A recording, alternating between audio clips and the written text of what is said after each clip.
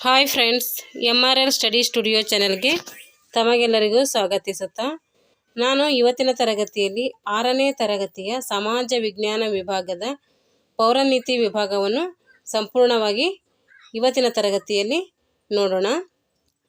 ಇದರಲ್ಲಿ ಬರುವಂತಹ ಮೊದಲನೇ ಚಾಪ್ಟರ್ ಯಾವುದಪ್ಪ ಅಂದರೆ ರಾಜ್ಯ ನಿರ್ದೇಶಕ ತತ್ವಗಳು. ರಾಜ್ಯ ನಿರ್ದೇಶಕ ತತ್ವಗಳು ಅಂದರೆ ಒಂದು ರಾಜ್ಯಕ್ಕೆ ಅಥವಾ ಸರ್ಕಾರಕ್ಕೆ ಹೇಗೆ ಆಡಳಿತ ಮಾಡಬೇಕು ಅಂತಂತೇಳಿ ತಿಳಿಸುವಂತಹ ಅಂಶಗಳೇನಂತೀವಿ ನಾವು ರಾಜ್ಯ ನಿರ್ದೇಶಕ ತತ್ವಗಳು ಅಂತೇಳಿ ಕರಿತೀವಿ. ಇದ್ರ ಉದ್ದೇಶ ಏನಪ್ಪ ಅಂದರೆ ಸುಖಿ ರಾಜ್ಯದ ಸ್ಥಾಪನೆಯಾಗಬೇಕು. ಸುಖಿ ರಾಜ್ಯ ಸ್ಥಾಪನೆಯನ್ನು ಮಾಡುವುದು ಇದರ ಉದ್ದೇಶವಾಗಿರ್ತೈತೆ.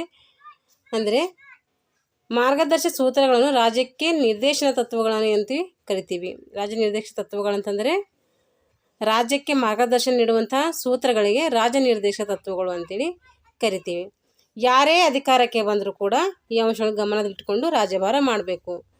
ಅಂದರೆ ಯಾವ ಪಕ್ಷ ಕೂಡ ಅಧಿಕಾರಕ್ಕೆ ಬಂದರೂ ಸಹ ಏನು ಮಾಡಬೇಕಂದ್ರೆ ಅವರು ಈ ಎಲ್ಲ ಅಂಶಗಳು ಗಮನದಲ್ಲಿಟ್ಟುಕೊಂಡು ರಾಜ್ಯಭಾರವನ್ನು ಮಾಡಬೇಕು. ಭಾರತ ಗಣರಾಜ್ಯವು ಅನುಸರಿಸಬೇಕಾದ ಈ ಕೆಳಗಿನ ಸೂತ್ರಗಳನ್ನು ನಿರ್ದೇಶನದಲ್ಲಿ ಇದ್ದಾವೆ. ಯಾವ್ಯಾವ ಅಂಶಗಳಿದ್ದಾವೆ ಅಂತಂದರೆ ಸಾಮಾಜಿಕ ನ್ಯಾಯ, ಪ್ರಜೆಗಳಿಗೆ ಸಾಮಾಜಿಕ, ಆರ್ಥಿಕ, ರಾಜಕೀಯ ನ್ಯಾಯವನ್ನು ಒದಗಿಸಿ ಜನರ ಕಲ್ಯಾಣವನ್ನು ಸಾಧಿಸಬೇಕು ಅನ್ನೋದು ಈ ಒಂದು ಸೂತ್ರದಲ್ಲಿ ಇದೆ. ಹಾಗೆ ದುರ್ಬಲರಿಗೆ ಸಾಮಾಜಿಕ ನ್ಯಾಯ, ಯಾರು ದುರ್ಬಲರಾಗಿರ್ತಾರೋ, ಯಾರು ಆಸಕ್ತರಾಗಿರ್ತಾರೋ ಅವರಿಗೇನು ಮಾಡಬೇಕಂದ್ರೆ ಜೀವನಾಧಾರವನ್ನು ನೀಡಬೇಕು. ಅವರ ಆರ್ಥಿಕ ಶೋಷಣೆಯ ನಿವಾರಣೆ ಮತ್ತು ಶೈಕ್ಷಣಿಕ ಹಾಗೂ ಆರ್ಥಿಕ ಅಭಿವೃದ್ಧಿ, ಅವರಿಗೆ ಕಾನೂನಿನ ಉಚಿತ ನೆರವು, ಎಲ್ಲ ಅಂಶಗಳನ್ನು ಅವರಿಗೆ ಏನು ಮಾಡಬೇಕು, ಉಚಿತವಾಗಿಯೇ ಸರ್ಕಾರ ನೀಡಬೇಕು. ಇನ್ನು ಒಂದು ಸೂತ್ರ ಯಾವುದಪ್ಪ ಅಂದರೆ ಅದೇ ಮಹಿಳೆ ಮತ್ತು ಶಿಶು ಕಲ್ಯಾಣ. ಒಂದೇ ರೀತಿಯ ಕೆಲಸಕ್ಕೆ ಪುರುಷರಷ್ಟೇ ಮಹಿಳೆಯರಿಗೂ ಕೂಡ ಏನು ಮಾಡಬೇಕು, ಸಮಾನ ವೇತನವನ್ನು ನೀಡಬೇಕು. ಮಹಿಳೆಯರಿಗೆ ಹೆರಿಗೆ ಸೌಲಭ್ಯ ನೀಡಬೇಕು. ಮಕ್ಕಳ ಶೋಷಣೆ ತಡೆಗಟ್ಟಬೇಕು. ಮಕ್ಕಳು ಆರೋಗ್ಯವಂತರಾಗಿ ಬೆಳೆಯಲು ಅವರಿಗೆ ಅವಕಾಶ ನೀಡಬೇಕು. ಉಚಿತ ಮತ್ತು ಕಡ್ಡಾಯ ಪ್ರಾಥಮಿಕ ಶಿಕ್ಷಣ, ಈ ಎಲ್ಲ ಅಂಶಗಳನ್ನು ಮಾಡಬೇಕು ಸರ್ಕಾರ ಒದಗಿಸಬೇಕು.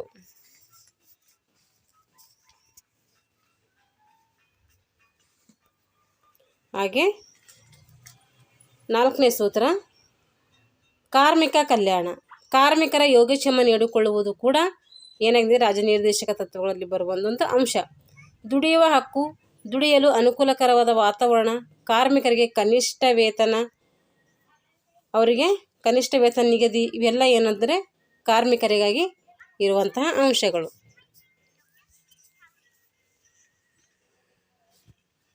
ಇಲ್ಲಿ 2 ಚಿತ್ರ ಕೊಟ್ಟಿದ್ದಾರೆ, ಕಾರ್ಮಿಕರ ಕಲ್ಯಾಣ ಮತ್ತು ಅಸಹಾಯಕರಿಗೆ ನೆರವು ನೀಡೋದು. ಈಗ ಅಸಹಾಯಕರಿಗೆ ನೆರವು. ಅಸಹಾಯಕರು ಅಂದರೆ ಯಾರಂದರೆ ವೃದ್ಧ ಆಗಿರ್ಬೋದು, ರೋಗಿ ಆಗಿರ್ಬೋದು, ನಿರುದ್ಯೋಗಿ ಆಗಿರ್ಬೋದು. ಅಂದರೆ ಯಾರಿಗೆ ಬದುಕಲು ಸರ್ಕಾರದಿಂದ ನೆರವು ಬೇಕೋ ಅವರಿಗೆ ನೆರವು ನೀಡಿದರೆ ಅದು ಅಸಹಾಯಕರಿಗೆ ನೆರವು ಅಂಥೇಳಿ ಅರ್ಥ. ಅದಕ್ಕೆ ಇವಾಗ ವೃದ್ಧಾಪ್ಯ ವೇತನ, ವಿಧವಾ ವೇತನ ಇವೆಲ್ಲ ಮಾಡಿದ್ದಾರೆ. ಸರ್ವರಿಗೂ ಸಮಾನ ಕಾನೂನು. ಭಾರತದ ಎಲ್ಲ ಪ್ರಜೆಗಳಿಗೇನು ಸಮಾನ ಕಾನೂನನ್ನು ಜಾರಿ ಮಾಡಬೇಕು. ಅಂದರೆ 6ರಿಂದ ಈಗ 14ನೇ ಕಲಂ ಏನು ಹೇಳುತ್ತಂದರೆ ಕಾನೂನಿನ ಮುಂದೆ ಎಲ್ಲರೂ ಸಮಾನರು ಅಂಥೇಳಿ ಹೇಳ್ತೈತೆ. ಈ ಎಲ್ಲ ಅಂಶಗಳು ಏನು ಮಾಡ್ತವೆ ಇಲ್ಲಿ ರಾಜ್ಯ ನಿರ್ದೇಶಕ ತತ್ವಗಳಲ್ಲಿ ಬರ್ತವೆ.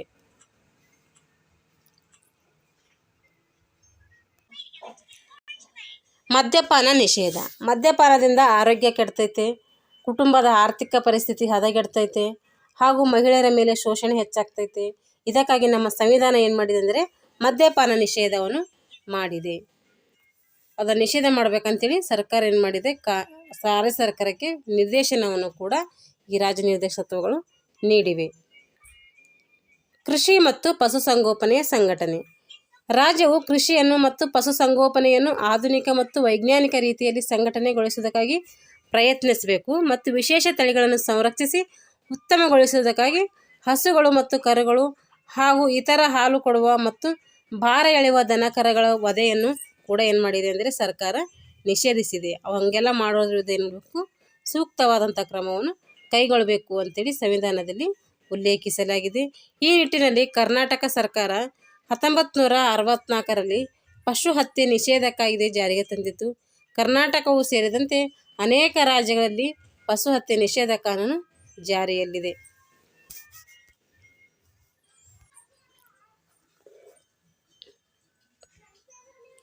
ಈಗ ಪರಿಸರ ರಕ್ಷಣೆ ಮಾಡೋದು ಮತ್ತು ಅಭಿವೃದ್ಧಿ ಮಾಡುವುದು ಪ್ರತಿಯೊಬ್ಬರ ಕರ್ತವ್ಯ ಆಗಿದೆ. ಅದು ಹೆಂಗೆ ಮಾಡಬೇಕಂದ್ರೆ ಗಣಿಗಾರಿಕೆ ಮಾಡಬಾರ್ದು, ಕೈಗಾರಿಕೆಗಳಿಂದ ಉಂಟಾಗುವ ಮಾಲಿನ್ಯಗಳ ಪರಿಸರವನ್ನು ಏನು ಮಾಡಬೇಕು, ನಾವು ಸುರಕ್ಷಿತವಾಗಿ ಇಡಬೇಕು. ಮನೆಗೆ ಒಂದೊಂದು ಗಿಡಗಳು ಹಚ್ಚಬೇಕು. ಹೀಗೆ ಪರಿಸರದ ಶುದ್ಧತೆಯನ್ನು ನಾವೇನು ಮಾಡಬೇಕು, ಕಾಪಾಡಬೇಕು. ಪರಿಸರ ಇದ್ದರೆ ನಮ್ಗೆ ಏನಾಗುತ್ತೆ, ಮಳೆ ಬೆಳೆ ಎಲ್ಲ ಚೆನ್ನಾಗಾಗುತ್ತೆ. ಅದಕ್ಕೆ ಪ್ರತಿಯೊಬ್ಬರು ಏನು ಮಾಡಬೇಕಂದ್ರೆ ಪರಿಸರ ಸಂರಕ್ಷಣೆ ಮಾಡಬೇಕು. ಐತಿಹಾಸಿಕ ಸ್ಮಾರಕಗಳ ರಕ್ಷಣೆ. ಐತಿಹಾಸಿಕ ಸ್ಮಾರಕಗಳು ನಮ್ಮ ದೇಶದ ಆಸ್ತಿ ಇದ್ದಂತೆ, ಅದಕ್ಕೋಸ್ಕರ ಏನು ಮಾಡಬೇಕು, ನಾವು ಸಂರಕ್ಷಣೆ ಮಾಡುವುದು ನಮ್ಮ ಕರ್ತವ್ಯ ಆಗಿದೆ. ಐತಿಹಾಸಿಕ ಸ್ಥಳಗಳು ಯಾವುದಂದರೆ ಹಂಪಿ ಆಗಿರ್ಬೋದು, ಬೇಲೂರು, ಹಳೇಬೀಡು, ಪಟ್ಟದಕಲ್ಲು, ಚಾರ್ಮಿನಾರ್, ಗೋಳಗುಮ್ಮಟ, ಇವೆಲ್ಲ ಏನಂತಾರೆ ಐತಿಹಾಸಿಕ ಸ್ಮಾರಕಗಳು. ಇವೆಲ್ಲ ರಕ್ಷಣೆಯನ್ನು ಮಾಡಬೇಕು. ಅಂತಾರಾಷ್ಟ್ರೀಯ ಶಾಂತಿ ಭದ್ರತೆಯನ್ನು ಕಾಪಾಡುವುದರಲ್ಲಿ ದೇಶವು ಕೂಡ ಏನಾಗಬೇಕು, ಭಾಗಿಯಾಗಬೇಕು. ಅಂತಾರಾಷ್ಟ್ರೀಯ ಮಟ್ಟದಲ್ಲಿ ಶಾಂತಿ ಭದ್ರತೆ, ಯುದ್ಧಗಳ ತಡೆಗಟ್ಟುವುದು, ಇವೆಲ್ಲ ಏನು ಮಾಡಬೇಕಂದ್ರೆ ನಮ್ಮ ರಾಜನಿರ್ದೇಶಕತ್ವಗಳು ಮಾಡಬೇಕು.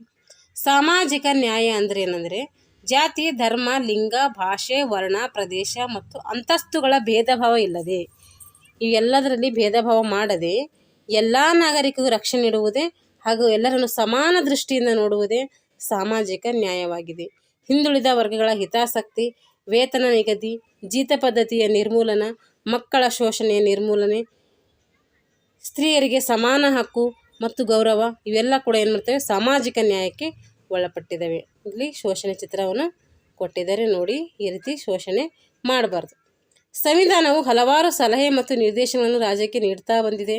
ಆದರೆ ಅವುಗಳ ಉಲ್ಲಂಘನೆಯಾದರೆ ನಾಗರಿಕರು ನ್ಯಾಯಾಲಯದಲ್ಲಿ ಏನು ಮಾಡಬೇಕು, ದೂರು ಸಲ್ಲಿಸುವಂತಿಲ್ಲ. ರಾಜನಿರ್ದೇಶಕರು ಈ ಥರ ಮಾಡಬೇಕು ಅಂತ ಹೇಳ್ತೈತೆ, ಆದರೆ ಮಾಡಲೇಬೇಕು, ಅವು ಜಾರಿಗೆ ತರಲೇಬೇಕು ಅಂಥೇಳಿ ಸರ್ಕಾರದ ಮೇಲೆ ಏನು ಮಾಡೋಂಗಿಲ್ಲ, ಒತ್ತಡವನ್ನು ಹೇರಂಗಿಲ್ಲ ಮತ್ತು ಅದನ್ನು ಕುರಿತು ಪ್ರಶ್ನೆ ಕೂಡ ಮಾಡೋಂಗಿಲ್ಲ. ಅವು ಸರ್ಕಾರಕ್ಕೆ ಆಯ್ಕೆಗೆ ಬಿಟ್ಟಿದ್ದು, ತರಬಹುದು, ತರದೇ ಇರಬಹುದು. ನಾಗರಿಕರು ನ್ಯಾಯಾಲಯದಲ್ಲಿ ದೂರು ಸಲ್ಲಿಸುವಂತಿಲ್ಲ. ಉದಾಹರಣೆಗೆ 6 ದಶಕಗಳು ಕಳೆದರೂ ಕೇಂದ್ರ ಸರ್ಕಾರ ಏನು ಮಾಡಿಲ್ಲ, ಮದ್ಯಪಾನ ನಿಷೇಧ ಕಾನೂನು ಜಾರಿಗೆ ತಂದಿಲ್ಲ. ಈ ನಿಟ್ಟಿನಲ್ಲಿ ನ್ಯಾಯಾಲಯ ಕೂಡ ಏನಾಗಿಲ್ಲ, ದೂರು ಸಲ್ಲಿಸುವಂತಿಲ್ಲ. ಇದ್ರ ವಿರುದ್ಧ ನ್ಯಾಯಾಲಯದಲ್ಲಿ ನಾವು ದೂರು ಸಲ್ಲಿಸಲಿಕ್ಕೆ ಬರಲ್ಲ. ಇವಾಗ 1ನೇ ಚಾಪ್ಟರ್ ಮುಗಿತು. 2ನೇ ಚಾಪ್ಟರು ಮೂಲಭೂತ ಹಕ್ಕುಗಳು ಮತ್ತು ಕರ್ತವ್ಯಗಳು. ಮೂಲಭೂತ ಹಕ್ಕುಗಳು ಏನೇನು ಇದ್ದಾವೆ ಅಂತ ನೋಡೋಣ. ಹಕ್ಕು ಎಂದರೆ ಏನಂತಂದರೆ ನಾಗರಿಕರಿಗೆ ಸಲ್ಲಬೇಕಾದ ಅಧಿಕಾರ. ಅದು ಸ್ವಾಭಾವಿಕ ಹಕ್ಕಾಗಿರ್ಬೋದು. ಉದಾಹರಣೆಗೆ ಬದುಕುವ ಹಕ್ಕು, ಜೀವರಕ್ಷಣೆ ಹಕ್ಕು, ಇಲ್ಲವೇ ನ್ಯಾಯಸಮ್ಮತ ಹಕ್ಕು ಆಗಿರ್ಬೋದು. ಸ್ವಾಭಾವಿಕ ಆಗಿರ್ಬೋದು ಅಥವಾ ನ್ಯಾಯಸಮ್ಮತವಾಗಿರಬೇಕು. ನ್ಯಾಯಸಮ್ಮತ ಅಂದರೆ ಸಮಾನತೆ ಹಕ್ಕು, ವಿದ್ಯಾಭ್ಯಾಸದ ಹಕ್ಕು, ಇವೆಲ್ಲ ನ್ಯಾಯಸಮ್ಮತ, ಇವೆಲ್ಲ ಕೊಡಲೇಬೇಕು. ವ್ಯಕ್ತಿಯ ವಿಕಾಸಕ್ಕೆ ಮತ್ತು ರಾಷ್ಟ್ರದ ಅಭ್ಯುದಯಕ್ಕೆ ಕೆಲವು ಸ್ವತಂತ್ರಗಳು ಮತ್ತು ಮೂಲಭೂತ ಹಕ್ಕುಗಳು ಅನಿವಾರ್ಯವಾಗಿ ಪರಿಣಮಿಸಿವೆ. ಅದರಿಂದ ಸಂವಿಧಾನವು ಪ್ರಜೆಗಳಿಗೆ ಏನು ಮಾಡಿದೆ, 6 ಮೂಲಭೂತ ಹಕ್ಕುಗಳನ್ನು ನೀಡಿದೆ. ಎಷ್ಟು ಕೊಟ್ಟಿದೆ? 6. ಮುಂಚೆ ಇಲ್ಲ 7 ಇತ್ತು, ಅದು ಆಸ್ತಿ ಹಕ್ಕು, ಅದನ್ನು ತೆಗೆದುಹಾಕಿದ್ದಾರೆ. ಇವಾಗ 6 ಮೂಲಭೂತ ಹಕ್ಕುಗಳಿವೆ. ಮೂಲಭೂತ ಹಕ್ಕುಗಳು. ಮೂಲಭೂತ ಹಕ್ಕುಗಳೆಂದರೆ ಸಂವಿಧಾನದಲ್ಲಿ ಹೇಳಲಾದ ಮತ್ತು ರಕ್ಷಿಸಲಾಗುವ ಹಕ್ಕುಗಳು. ಅವು ನಾಗರಿಕರಿಗೆ ನೀಡಿದ ಸಾಂವಿಧಾನಿಕ ಹಕ್ಕುಗಳಾಗಿವೆ. ಅವುಗಳನ್ನು ಯಾರು ಬೇಕಾದರೂ ಯಾರು ಕೂಡ ಏನಾಗಿಲ್ಲ, ಉಲ್ಲಂಘಿಸುವಂತಿಲ್ಲ. ಅವೆಲ್ಲ ಎಲ್ಲರೂ ಅವರವರು ಆ ಹಕ್ಕುಗಳನ್ನು ಪಡಿಲೇಬೇಕು. ಅವನ್ನು ನಾವು ಕೊಡಕ್ಕೆ ಬರಲ್ಲ ಅಂಥೇಳಿ ಯಾರಿಗೂ ಹೇಳಂಗಿಲ್ಲ. ಆ 6 ಮೂಲಭೂತ ಹಕ್ಕುಗಳು ಯಾವಂದರೆ ಸಮಾನತೆ ಹಕ್ಕು,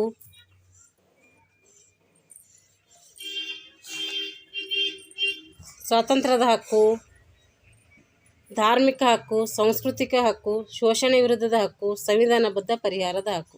ಸಮಾನತೆ ಹಕ್ಕು, ಸ್ವಾತಂತ್ರ್ಯದ ಹಕ್ಕು, ಶೋಷಣೆ ವಿರುದ್ಧದ ಹಕ್ಕು, ಧಾರ್ಮಿಕ ಸ್ವತಂತ್ರದ ಹಕ್ಕು, ಸಾಂಸ್ಕೃತಿಕ ಮತ್ತು ಶೈಕ್ಷಣಿಕ ಹಕ್ಕು, ಸಂವಿಧಾನಬದ್ಧ ಪರಿಹಾರದ ಹಕ್ಕು. ಇವು 6 ಸೀರಿಯಲ್ ವೈಸ್ ಕೇಳ್ಬೋದು, ನೆನ್ಪಿಟ್ಕೊಳ್ಬೇಕು. ಸೀರಿಯಲ್ ವೈಸೇ ನೆನ್ಪಿಟ್ಕೊಳ್ಬೇಕು, ಇಂದ ಮುಂದೆ ಮಾಡಬಾರ್ದು. ಸಮಾನತೆ ಹಕ್ಕು. ಕಾನೂನಿನ ಮುಂದೆ ಎಲ್ಲರೂ ಸಮಾನರು, ಯಾರೇ ಆಗಲಿ ಕಾನೂನಿಗಿಂತ ದೊಡ್ಡವರು ಯಾರಿಲ್ಲ ಮತ್ತು ಎಲ್ಲರಿಗೂ ಕೂಡ ಸಮಾನ ರಕ್ಷಣೆ ದೊರಕಬೇಕು ಅಂತೇಳಿ ಈ ಸಮಾನತೆಯಲ್ಲಿ ಹೇಳ್ತಾರೆ. ಕಾನೂನಿನ ಮುಂದೆ ಎಲ್ಲರೂ ಸಮಾನರು. ಧರ್ಮ, ಜಾತಿ, ಲಿಂಗ, ಜನ್ಮಸ್ಥಳ ಇವುಗಳ ಆಧಾರದ ಮೇಲೆ ನಾವು ಪಕ್ಷಪಾತ ಮಾಡೋಂಗಿಲ್ಲ. ಅಂಗಡಿ, ಹೋಟೆಲ್ ಮತ್ತು ಮನೋರಂಜನಾ ಸ್ಥಳಗಳ ಪ್ರವೇಶಕ್ಕೆ ಯಾವುದೇ ಕೂಡ ನಿರ್ಬಂಧ ಇಲ್ಲ. ಅಂದರೆ ಇವೇ ಜಾತಿಯವರು ಬರಬೇಕು ಅಂತೇಳಿ ಎಲ್ಲ ಹಾಕಂಗಿಲ್ಲ ಹೋಟೆಲಲ್ಲಿ.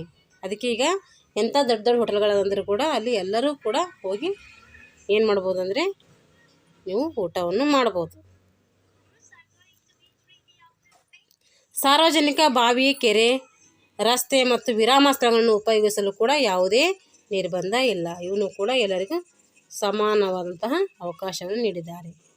ಸರ್ಕಾರಿ ಸೇವೆಗೆ ಸೇರಲು ಎಲ್ಲ ನಾಗರಿಕರಿಗೂ ಸಮಾನ ಅವಕಾಶ ಇದೆ. ಸಾರ್ವಜನಿಕ ಪೂಜಾ ಸ್ಥಳಗಳಲ್ಲಿ ಆಯಾ ಮತಧರ್ಮದ ವ್ಯಕ್ತಿಯು ಪ್ರವೇಶಿಸಿ ಪ್ರಾರ್ಥನೆ ಮಾಡುವುದನ್ನು ಕೂಡ ತಡೆಯುವಂತಿಲ್ಲ. ಈಗ ಸ್ವಾತಂತ್ರ್ಯದ ಹಕ್ಕು. ಸಂವಿಧಾನದಲ್ಲಿ ನೀಡಿರುವ ಹಕ್ಕು ಹೇಗಿದೆಯೋ ಸ್ವತಂತ್ರದ ಹಕ್ಕು ಇಲ್ಲಿ ನೀಡಲಾಗಿದೆ. ಸ್ವತಂತ್ರದ ಹಕ್ಕಂದರೆ ವಾಕ್ ಸ್ವಾತಂತ್ರ್ಯ, ಅಭಿಪ್ರಾಯ ವ್ಯಕ್ತಪಡಿಸುವ ಸ್ವಾತಂತ್ರ್ಯ, ನಾವು ಮಾತನಾಡುವಂಥದ್ದು, ನಮ್ಮ ಅಭಿಪ್ರಾಯ ಹೇಳುವಂಥದ್ದು ಕೂಡ ನಮಗೇನಿದೆ ಸ್ವತಂತ್ರವಿದೆ. ಶಾಂತವಾಗಿ ಸಭೆ ಸೇರಬೇಕು, ಸಂಘ ಸಂಸ್ಥೆ ಕಟ್ಕೋಬೇಕು. ದೇಶದ ಎಲ್ಲೆಡೆ ನಿರ್ಬಂಧ ಇಲ್ಲದೆ ನಾವು ಎಲ್ಲಿ ಬೇಕಾದರೂ ಸಂಚಾರ ಮಾಡ್ಬೋದು. ದೇಶದಲ್ಲೇ ಮತ್ತು ದೇಶದ ಒಳಗಡೆ, ದೇಶದ ಹೊರಗಡೆ ಅಲ್ಲ. ಭಾರತದ ಯಾವುದೇ ಭಾಗದಲ್ಲಾದರೂ ವಾಸಿಸುವ ಸ್ವಾತಂತ್ರ್ಯ ಇದೆ. ಯಾವುದೇ ಉದ್ಯೋಗ, ವೃತ್ತಿ, ವ್ಯಾಪಾರ, ವ್ಯವಹಾರ ಮಾಡುವ ಸ್ವಾತಂತ್ರ್ಯ. ಒಟ್ಟು 6 ಪ್ರಕಾರದ ಸ್ವಾತಂತ್ರ್ಯವನ್ನು ನಮಗೇನಿದೆ ಸ್ವತಂತ್ರ ಹಕ್ಕಿನಲ್ಲಿ ನೀಡಿದ್ದಾರೆ. ಸ್ವಾತಂತ್ರ್ಯವು ಮೂಲಭೂತ ಹಕ್ಕಾಗಿದ್ದರೂ ಅದನ್ನು ಮನಸ್ಸಿಗೆ ಬಂದಂತೆ ಚಲಾಯಿಸುವಂತಿಲ್ಲ. ಕೆಲವು ಸಂದರ್ಭಗಳಲ್ಲಿ ರಾಜ್ಯವು ವ್ಯಕ್ತಿ ಸ್ವಾತಂತ್ರ್ಯದ ಮೇಲೆ ಏನು ಮಾಡ್ತದೆ, ನಿರ್ಬಂಧವನ್ನು ಹೇರ್ತದೆ. ಉದಾಹರಣೆಗೆ ವಾಕ್ ಸ್ವಾತಂತ್ರ್ಯ ಇದೆ ಅಂಥೇಳಿ ಬೇರೆಯವರಿಗೆ ಹೆಂಗೆ ಬೇಕೋ ಹಂಗೆ ಮಾತಾಡೋಂಗಿಲ್ಲ. ಅದು ಕೂಡ ನಿರ್ಬಂಧವಾಗಿ ಮಾಡಬೇಕು.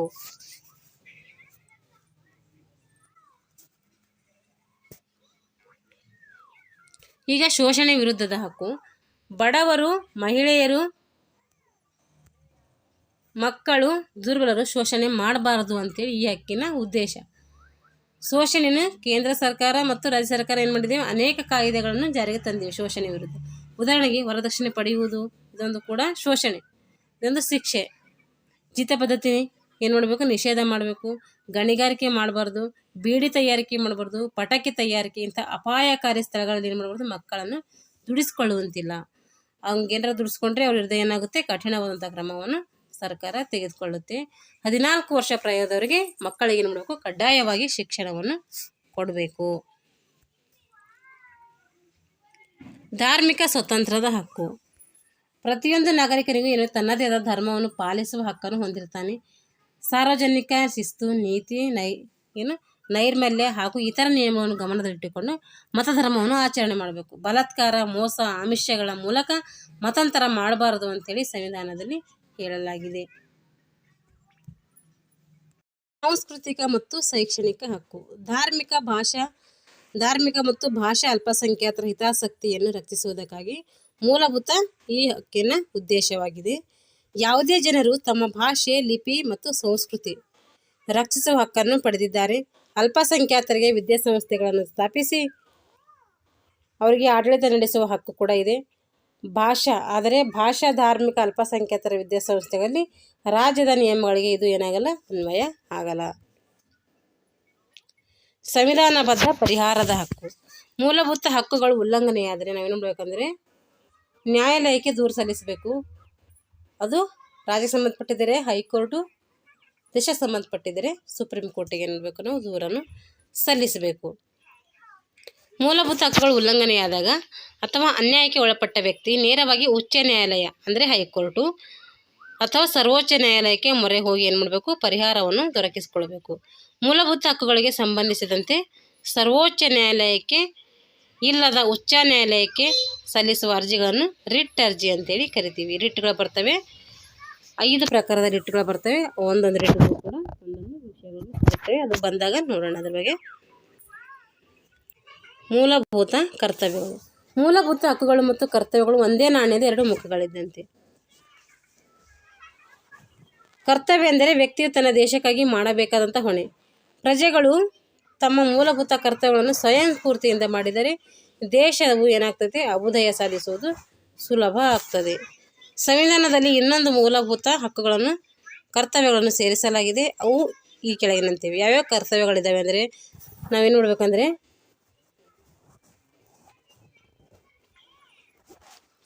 ಸಂವಿಧಾನ, ರಾಷ್ಟ್ರಧ್ವಜ, ರಾಷ್ಟ್ರಗೀತೆಯನ್ನು ಗೌರವಿಸಬೇಕು. ಸ್ವತಂತ್ರ ಚಳವಳಿಯ ಉನ್ನತ ಆದರ್ಶಗಳನ್ನು ಪಾಲಿಸಬೇಕು. ಭಾರತ ಏಕತೆಯನ್ನು ರಕ್ಷಿಸಬೇಕು. ಮಾತೃಭೂಮಿಯನ್ನು ರಕ್ಷಣೆ ಮಾಡಬೇಕು. ಇವೆಲ್ಲ ಏನಿದ್ದಾವೆ ಅಂತಂದರೆ ಇವೆಲ್ಲ ಕರ್ತವ್ಯಗಳಿದ್ದಾವೆ. ಇನ್ನು ನೆಕ್ಸ್ಟ್ ಪೇಜಲ್ಲಿದೆ ನೋಡೋಣ.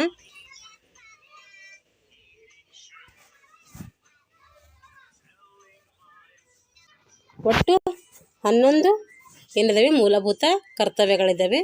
ಈಗ 5ನೇದು, ಭಾರತೀಯರಾದ ನಾವೆಲ್ಲ ಸಹೋದರರು ಅಂದರೆ ಭಾತೃಭಾವನೆಯನ್ನು ನಾವು ಬೆಳೆಸಬೇಕು. ನಮ್ಮ ಶ್ರೀಮಂತ ಸಂಸ್ಕೃತಿಯ ಪರಂಪರೆಯನ್ನು ಮತ್ತು ಐತಿಹಾಸಿಕ ಸ್ಮಾರಕಗಳನ್ನು ಕೂಡ ನಾವು ರಕ್ಷಣೆ ಮಾಡಬೇಕು. ಪರಿಸರವನ್ನು ರಕ್ಷಣೆ ಮಾಡಬೇಕು, ಹಾಗೆ ಅಭಿವೃದ್ಧಿಪಡಿಸಬೇಕು.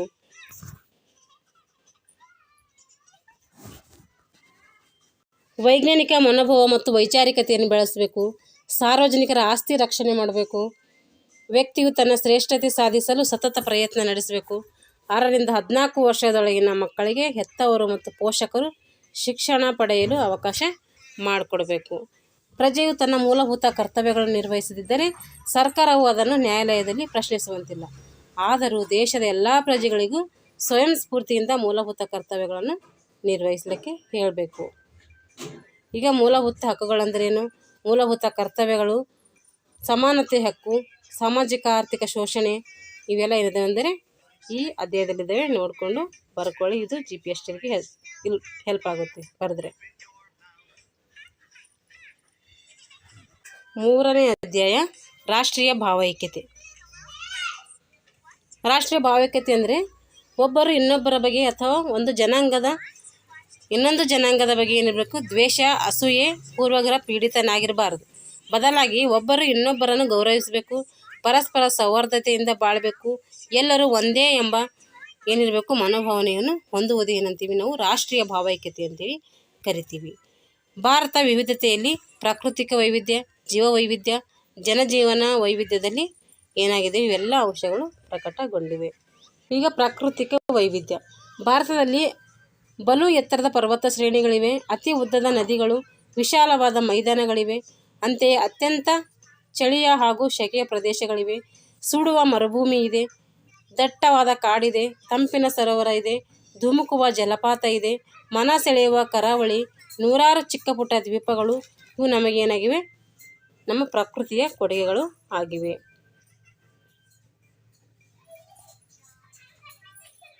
ಜೀವ ವೈವಿಧ್ಯ. ಭಾರತ ಜೀವ ವೈವಿಧ್ಯ ಏನಾಗಿದೆ, ಅಪಾರವಾದದ್ದು.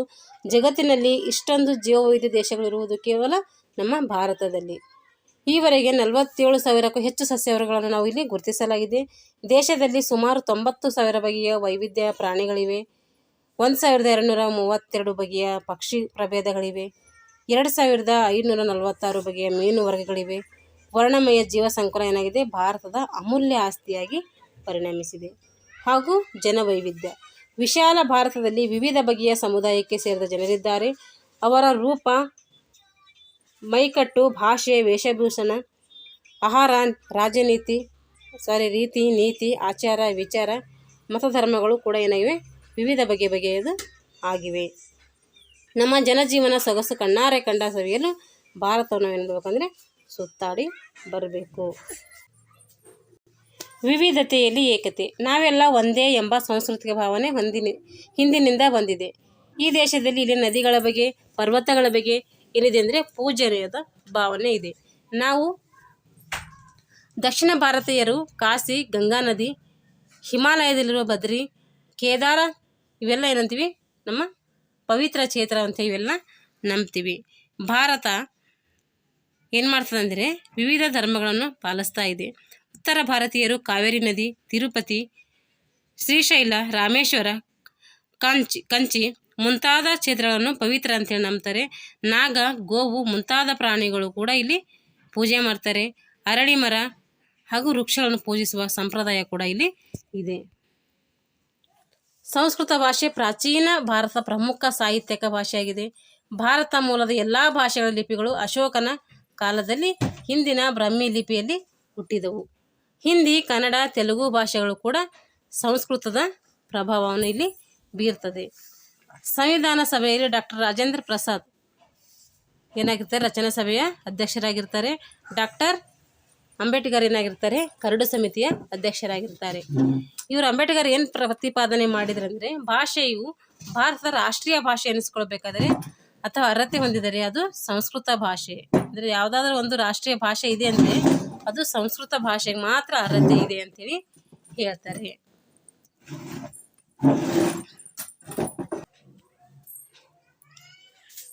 ರಾಮಾಯಣ, ಮಹಾಭಾರತ, ಮಹಾಕಾವ್ಯಗಳು ನಮ್ಮ ನಾಟಕ, ಸಂಗೀತ, ಶಿಲ್ಪ, ಸಾಹಿತ್ಯ, ಜಾನಪದ ಕಲಾಕೃತಿಗಳ ಮೇಲೆ ಏನು ಮಾಡಿದೆ, ಗಾಢವಾದಂಥ ಪ್ರಭಾವವನ್ನು ಬೀರಿದೆ. ಹಿರಿಯರು, ಮಕ್ಕಳು, ಮಹಿಳೆಯರು ಗೌರವಿಸುವುದು, ಅತಿಥಿ ಸತ್ಕಾರ ಮಾಡುವುದು, ಸಹೋದರ ಪ್ರೇಮ ಮುಂತಾದ ಮೌಲ್ಯಗಳು ನಮ್ಮ ದೇಶದಲ್ಲಿ ಕಂಡುಬರ್ತವೆ. ಬಾಳು ಬಾಳ್ಗೊಡು ಎಂಬ ನಿಲುವು ಭಾರತೀಯರ ಸಂಸ್ಕೃತಿಯದು. ಯಾವುದೇ ಧಾರ್ಮಿಕ ಮಾರ್ಗದ ಬಗ್ಗೆ ಇಲ್ಲಿ ಅಸಹಿಷ್ಣುತೆ ಇಲ್ಲ. ಬಾಳು ಬಾಳ್ಗೊಡು ಅಂಥೇಳಿ ಯಾರ ಸಂಸ್ಕೃತಿ ಕೇಳಿದ್ರೆ ಅದು ಭಾರತೀಯರ ಸಂಸ್ಕೃತಿ. ಇಲ್ಲಿ ಅಲ್ಪಸಂಖ್ಯಾತರಾದಂಥ ಪಾರ್ಸಿಗಳು, ಯಹೂದ್ಯರು ಇಲ್ಲಿನ ಭಾಷೆಗಳಲ್ಲೇ ಮಾತನಾಡಿ ಸಾಮಾಜಿಕ ಜೀವನದಲ್ಲಿ ಬೆರೆತಿದ್ದಾರೆ. ಧಾರ್ಮಿಕ ಆಚರಣೆ ಕೂಡ ಅವರು ಇನ್ನೂ ಬಿಟ್ಟುಕೊಟ್ಟಿಲ್ಲ. ಭಾರತ ಸಹಿಷ್ಣುತೆ ಪ್ರಸಿದ್ಧವಾದಂತಹ ದೇಶ. ಇದರಿಂದ ಐಕ್ಯ ಸಾಧನೆ, ನಾವೆಲ್ಲರೂ ಒಂದು ಎಂಬ ಭಾವನೆ ಏನಿದೆ ಇದರಲ್ಲಿ ಭಾರತೀಯರಲ್ಲಿ ಕಂಡುಬರ್ತೈತೆ. ರಾಷ್ಟ್ರೀಯ ಏಕತೆಗೆ ಮಾರಕವಾದ ಅಂಶಗಳು ಯಾವ್ಯಾವ ಇದಕ್ಕೆ ಪರಿಣಾಮ ಅಡ್ಡಿ ಮಾಡ್ತಾ ಇದ್ದಾವೆ ಅಂತಂದರೆ ಜಾತೀಯತೆ ಅಂದರೆ ಬೇರೆ ಜಾತಿ ವಿರುದ್ಧ ತಮ್ಮ ಜಾತಿಯನ್ನು ಎತ್ತಿ ಕಟ್ಟುವುದು ಜಾತೀಯತೆ ಏಕತೆಗೆ ಒಂದು ಮಾರಕವಾಗಿದೆ. ದುರದೃಷ್ಟವೆಂದರೆ ಇಂದು ಜಾತೀಯತೆ ಎಲ್ಲ ಕ್ಷೇತ್ರಗಳಲ್ಲಿ ಆವರಿಸಿದೆ. ಮತೀಯವಾದ, ಬೇರೆ ಮತದ ವಿರುದ್ಧ ತಮ್ಮ ಮತವೇ ಶ್ರೇಷ್ಠ ಅಂತೇಳಿ ಭಾವಿಸೋದು, ಇದು ಕೂಡ ಮತೀಯವಾದ. ಕೋಮುವಾದವು ಶಾಂತಿಯನ್ನು ಕದಡಿಸ್ತದ. ಜೀವ, ಆಸ್ತಿ, ಪಾಸ್ತಿ ಎಲ್ಲ ಏನಾಗ್ತದೆ ಇದರಿಂದ ನಾಶ ಹೊಂದದ. ಜನರ ನಡುವೆ ಸ್ನೇಹ ಸೌಹಾರ್ದ ಹಾಳು ಮಾಡ್ತದ. ನಾನಾ ಮತಧರ್ಮದಲ್ಲಿ ಜನರಲ್ಲಿ ಹೊಂದಾಣಿಕೆ ಇಲ್ಲದಂತೆ ಇದು ಮಾಡಿ ರಾಷ್ಟ್ರೀಯ ಮಾರಕ ಉಂಟು ಮಾಡ್ಲಿಕ್ಕೆ ಇದು ಒಂದು ಕಾರಣವಾಗಿರ್ತೈತೆ. ಹಾಗೂ ಪ್ರಾದೇಶಿಕವಾದ, ರಾಷ್ಟ್ರೀಯ ಭಾವೈಕ್ಯತೆಗೆ ಮಾರಕವಾದ ಮತ್ತೊಂದು ಅಂಶವಾದರೆ ಪ್ರಾದೇಶಿಕವಾದ, ಅಂದರೆ ತನ್ನ ಪ್ರದೇಶದ ಬಗ್ಗೆ ವಿಶೇಷವಾದ ಕಾಳಜಿಯನ್ನು ಹೊಂದಿರುವುದು ಮತ್ತು ಬೇರೆಯವರ ಬಗ್ಗೆ ಏನಿರ್ಬೋದು, ಬೇರೆ ಪ್ರದೇಶದ ಬಗ್ಗೆ ಕಾಳಜಿ ಇಲ್ಲದಿರುವುದು, ಇದೇ ಪ್ರಾದೇಶಿಕವಾದ.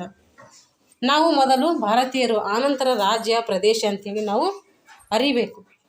ಪ್ರಾಂತೀಯ ಭಾವನೆಗಳನ್ನು ಬೆಳೆಯಲು ಬಿಟ್ಟರೆ ರಾಷ್ಟ್ರೀಯ ಏಕತೆಗೆ ಏನಾಗ್ತೈತೆ, ಧಕ್ಕೆ ಉಂಟಾಗ್ತದೆ. ಇದಕ್ಕೆ ಸಂಬಂಧಪಟ್ಟ ಪ್ರಶ್ನೋತ್ತರಗಳಿದ್ದಾವೆ, ನೋಡ್ಕೊಳ್ಳಿ. ಈಗ ರಾಷ್ಟ್ರೀಯ ಚಿಹ್ನೆಗಳು ಸಾಮಾನ್ಯವಾಗಿ ದೇಶವು ತನ್ನ ಸಂಸ್ಕೃತಿ ಪರಂಪರೆಗಳ ವಿಶೇಷತೆಯನ್ನು ಪ್ರತಿಬಿಂಬಿಸಲು ಇವು ಸಹಾಯಕವಾಗ್ತವೆ. ರಾಷ್ಟ್ರಧ್ವಜ, ರಾಷ್ಟ್ರ ಲಾಂಛನ, ಹಾಗೆ ದೇಶಕ್ಕೆ ತನ್ನದೇ ಆದ ರಾಷ್ಟ್ರಗೀತೆ, ರಾಷ್ಟ್ರಪ್ರಾಣಿ, ರಾಷ್ಟ್ರಪಕ್ಷಿ, ರಾಷ್ಟ್ರೀಯ ಪುಷ್ಪ ಇವೆಲ್ಲ ಏನು ರಾಷ್ಟ್ರೀಯ ಚಿಹ್ನೆಗಳು. ಹಾಗಾದರೆ ನಮ್ಮ ರಾಷ್ಟ್ರಧ್ವಜ ಯಾವುದು ಅಂದರೆ, ರಾಷ್ಟ್ರಧ್ವಜವು ಸ್ವಾತಂತ್ರ್ಯ, ದೇಶಪ್ರೇಮ, ಒಗ್ಗಟ್ಟು, ನಿಷ್ಠೆಯ ಪ್ರತೀಕವಾಗಿದೆ. ಧ್ವಜವು ಸ್ತಂಭ ಮೇಲೇರಿದಾಗ ಪ್ರತಿಯೊಬ್ಬ ಪ್ರಜೆಯನ್ನು ಮಾಡಬೇಕು, ಹೃದಯ ತುಂಬಿ ಅದನ್ನು ಗೌರವವನ್ನು ಸಲ್ಲಿಸಬೇಕು. ಸ್ವತಂತ್ರ ಭಾರತ ತ್ರಿವರ್ಣ ಧ್ವಜ ವರ್ಣನೆ.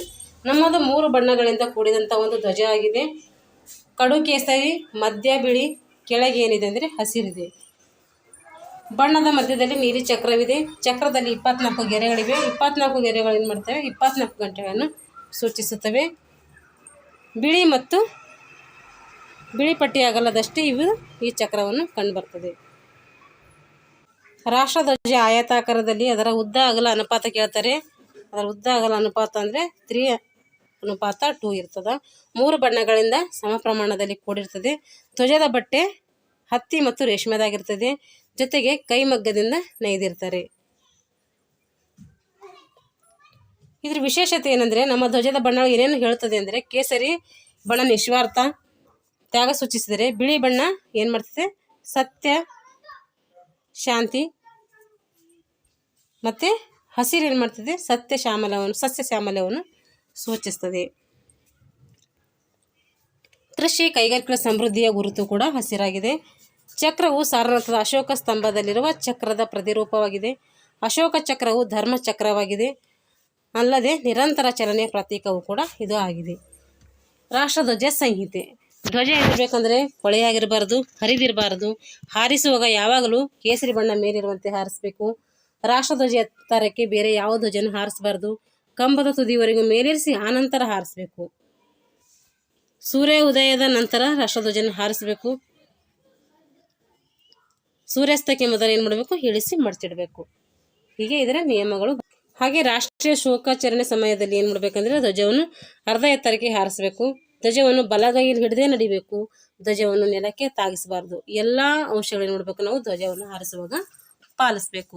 ರಾಷ್ಟ್ರಧ್ವಜ ಪ್ಲಾಸ್ಟಿಕ್ ಧ್ವಜವನ್ನು ನಾವು ಬಳಸಬಾರ್ದು. ಇವಾಗ ರಾಷ್ಟ್ರ ಲಾಂಛನ. ಸಾರನಾಥದ ಅಶೋಕ ಶಿಲಾಸ್ತಂಭದ ಬೋಧಿಗೆ ಮೇಲಿರುವ ಇದು ನಮ್ಮ ರಾಷ್ಟ್ರ ಲಾಂಛನವಾಗಿದೆ. ಬೋಧಿಗೆಯಲ್ಲಿ ಸಿಂಹಗಳಿರುವುದರಿಂದ ಇದನ್ನು ಸಿಂಹ ಬೋಧಿಗೆ ಅಂತೇಳಿ ಕರಿತೀವಿ. ಸಿಂಹ ಬೋಧಿಗೆಯು ನಮ್ಮ ರಾಷ್ಟ್ರ ಲಾಂಛನ ಅಥವಾ ಮುದ್ರೆಯಾಗಿದೆ. ಮೂಲ ಶಿಲ್ಪಕಲೆಯಲ್ಲಿ 4 ಸಿಂಹಗಳು 4 ದಿಕ್ಕುಗಳನ್ನು ಮುಖ ಮಾಡಿ ಒಂದೊಂದು ಬೆನ್ನು ಮಾಡಿ ಒಂದಕ್ಕೊಂದು ಬೆನ್ನು ಮಾಡಿ ಪೀಠವೊಂದರ ಮೇಲೆ ನಿಂತಿವೆ. ಪೀಠ ಏನಾಗಿದೆ, ಗುಂಡಾಗಿದೆ. ಅದರ 4 ದಿಕ್ಕುಗಳಲ್ಲಿ ಒಂದೊಂದು ಚಕ್ರ ಇದೆ. ಆ ಚಕ್ರಗಳ ನಡುವೆ ಆನೆ, ಗೂಳಿ, ಕುದುರೆ, ಸಿಂಹ ಇವುಗಳ ಚಿತ್ರಣವಿದೆ. ಇದನ್ನು ಧರ್ಮಚಕ್ರ ಅಂಥೇಳಿ ಕರಿತೀವಿ. ನಮ್ಮ ರಾಷ್ಟ್ರಧ್ವಜ ಬಿಳಿಯ ಪಟ್ಟಿಯ ನಡುವೆ ಏನಿದೆ ಅಂದರೆ ಚಕ್ರದ ಚಿಹ್ನೆ ಇದೆ. ಭಾರತ ಸರ್ಕಾರವು ನಮ್ಮ ರಾಷ್ಟ್ರ ಲಾಂಛನವನ್ನು 26ನೇ ಜನವರಿ 1956 ಏನು ಮಾಡಿದೆ ಅಂದರೆ ಅಂಗೀಕರಿಸಿತು. ಚಿತ್ರದಲ್ಲಿ 3 ಸಿಂಹಗಳು ಮಾತ್ರ ಕಾಣಿಸುತ್ತವೆ. ಪೀಠದ ಕೆಳಗೆ ದೇವನಾಗರ ಲಿಪಿ ಇದೆ. ಅದರಲ್ಲಿ ಸತ್ಯಮೇವ ಜಯಂತಿ ಅಂದರೆ ಸತ್ಯ ಒಂದೇ ಗೆಲ್ಲುತ್ತದೆ ಅಂತೇಳಿ ಬರೆದಿದ್ದಾರೆ. ಮಂಡುಕ ಉಪನಿಷತ್ತಿನ ವ್ಯಾಖ್ಯಾನ ಅಂದರೆ ಇದು ಮಂಡುಕ ಉಪನಿಷತ್ನಲ್ಲಿ ಕಂಡುಬರ್ತೈತೆ. ಇವಾಗ ನಮ್ಮ ರಾಷ್ಟ್ರ ಗೀತೆ. ರವೀಂದ್ರನಾಥ್ ಟ್ಯಾಗೋರ್ ಅವರು 1911ರಲ್ಲಿ ಬಂಗಾಳಿ ಭಾಷೆಯಲ್ಲಿ ಇದನ್ನು ರಚನೆ ಮಾಡ್ತಾರೆ. 5 ವೃತ್ತಗಳಲ್ಲಿ ಮೊದಲ ವೃತ್ತವನ್ನು ಮಾತ್ರ ರಾಷ್ಟ್ರಗೀತೆ ಎಂದು ಸಂವಿಧಾನ ಸಭೆ ಏನು ಮಾಡಿದೆ ಅಂದರೆ 24 ಜನವರಿ 1950 ಅಂಗೀಕರಿಸಿತು. ಗೀತೆಯನ್ನು ಹಾಡಲು 52 ಸೆಕೆಂಡ್ಗಳು ಬೇಕು. ಕೆಲವು ಸಂದರ್ಭಗಳಲ್ಲಿ ಸಂಕ್ಷಿಪ್ತವಾಗಿ ಗೀತೆಯ ಮೊದಲ ಮತ್ತು ಕೊನೆಯ ಸಾಲುಗಳನ್ನು ಹಾಡ್ತಾರೆ. ಅದಕ್ಕೆ ಸುಮಾರು ಎಷ್ಟು ಸೆಕೆಂಡ್ ಬೇಕಂದರೆ ಅವಾಗ 20 ಸೆಕೆಂಡ್ಗಳು ಸಾಕು. ರಾಷ್ಟ್ರಗೀತೆಗೆ ಗೌರವ ಸಲ್ಲಿಸುವುದು ಪ್ರತಿಯೊಬ್ಬರ ಕರ್ತವ್ಯ ಆಗಿರ್ತೈತೆ. ಆ ಗೌರವವನ್ನು ಕೊಡಬಾರ್ದು, ಹಾಡುವಾಗ ಅಡ್ಡಿಪಡಿಸಬಾರ್ದು. ಅವೆಲ್ಲ ಮಾಡಿದ್ರೆ ಅವರಿಗೆ ಶಿಕ್ಷೆ ಆಗ್ತೈತಿ. ರಾಷ್ಟ್ರಗೀತೆಯನ್ನು ಹಾಡುವಾಗ ಶಿಸ್ತಿನಿಂದ ನೇರವಾಗಿ ನಿಲ್ಲಬೇಕು. ಉಚ್ಚಾರದಲ್ಲಿ ತಪ್ಪಿಲ್ಲದಂತೆ ಹಾಡಬೇಕು.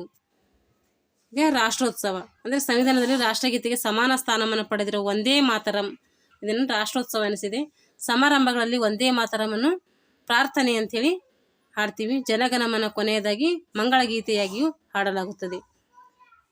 ವಂದೇ ಮಾತರಂ ಗೀತೆಯನ್ನು ರಚಿಸಿದವರು ಯಾರಾದರೆ ಬಂಕಿಮ್ ಚಂದ್ರ ಚಟರ್ಜಿ.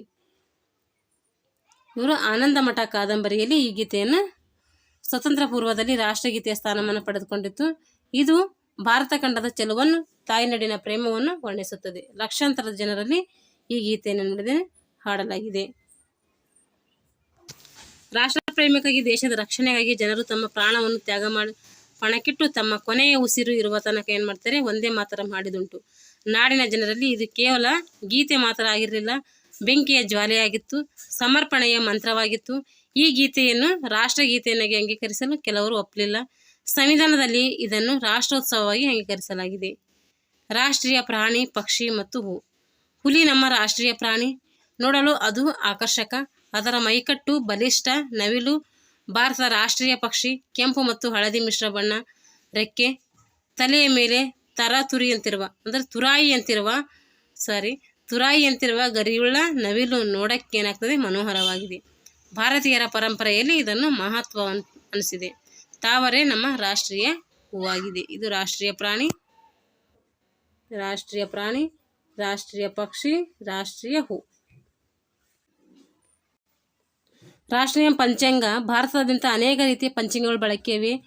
ದಿನನಿತ್ಯದ ಬಳಕೆಗೆ ಇಡೀ ರಾಷ್ಟ್ರಕ್ಕೆ ಅನ್ವಯಿಸುವ ಏಕರೂಪದ ಪಂಚಾಂಗ ಇರಬೇಕೆಂದು ಭಾರತ ಸರ್ಕಾರ ಏನು ಮಾಡಿದೆ, 1957 ಮಾರ್ಚ್ 22ರಲ್ಲಿ ರಾಷ್ಟ್ರೀಯ ಪಂಚಾಂಗವನ್ನು ಆಚರಣೆಗೆ ತಂದಿದೆ.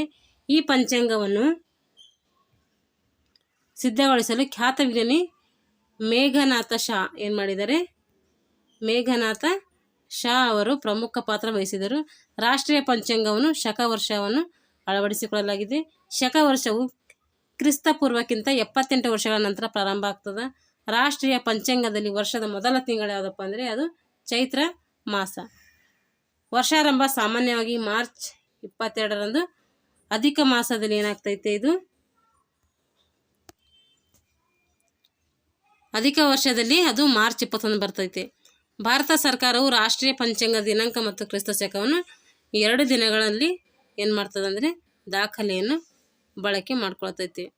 ರಾಷ್ಟ್ರೀಯ ಹಬ್ಬಗಳಪ್ಪ ಯಾವುವು ಅಂದರೆ ಗಣರಾಜ್ಯೋತ್ಸವ, 15ನೇ ಆಗಸ್ಟು, ಗಾಂಧಿ ಜಯಂತಿ, ಇವೇನು 3 ರಾಷ್ಟ್ರೀಯ ಹಬ್ಬಗಳಂತೇಳಿ ಹೇಳ್ತೀವಿ. 1956 ಜನವರಿ 26ರಂದು ಏನು ಮಾಡ್ತೀವಿ, ಗಣರಾಜ್ಯ ಜಾರಿಗೆ ಬಂದಿತ್ತು. ಅದರ ಸವಿ ನೆನಪಿಗಾಗಿ ಏನು ಮಾಡ್ತೀವಿ, ಜನವರಿ 26 ಭಾರತ ರಾಷ್ಟ್ರದಾದ್ಯಂತ ಏನು ಮಾಡ್ತೀವಿ, ಗಣರಾಜ್ಯವಾಗಿ ಆಚರಣೆ ಮಾಡ್ತೀವಿ. ಇಲ್ಲಿ ವಿವಿಧ ಕ್ಷೇತ್ರದಲ್ಲಿ ಸೇವೆ ಸಲ್ಲಿಸಿದವರಿಗೆ ಏನು ಮಾಡ್ತೀವಿ, ಪಾರಿತೋಷಕ ಅಂದರೆ ಬಹುಮಾನವನ್ನು ನೀಡಿ ಮುಖ್ಯ ಅತಿಥಿಗಳ ಸಮ್ಮುಖದಲ್ಲಿ ರಾಷ್ಟ್ರಪತಿಯವರು ಏನು ಮಾಡ್ತಾರೆ, ಧ್ವಜಾರೋಹಣ ಮಾಡಿ ಮೆರವಣಿಗೆ ಸಮಾರಂಭ ಏನಾಗ್ತದೆ, ಪ್ರಾರಂಭವಾಗ್ತೈತೆ. ಹೊಸ ದೆಹಲಿಯಲ್ಲಿ ನಡೆಯುವ ಮೆರವಣಿಗೆ ಏನಾಗಿದೆ, ಒಂದು ಭವ್ಯವಾದಂತಹ ಮೆರವಣಿಗೆ.